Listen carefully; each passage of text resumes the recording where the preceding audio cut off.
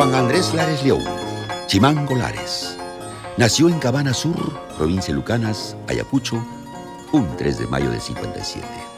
En este inigualable rincón de los Andes, la providencia quiso que su vida empezara entre la alegría y la solemnidad de la fiesta de las cruces.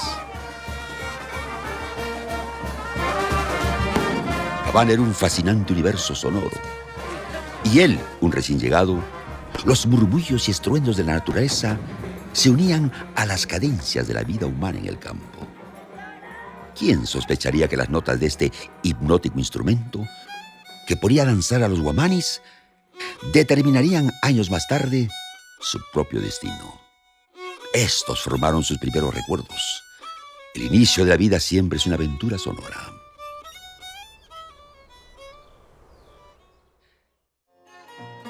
Dejó muy pronto su pueblo, poco después que su madre partiera al cielo.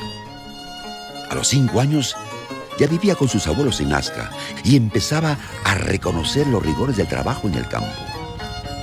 El color de las flores del algodón y sus formas de copos de nieve lo acompañaban en su vagar por las sendas polvorientas de los algodonales.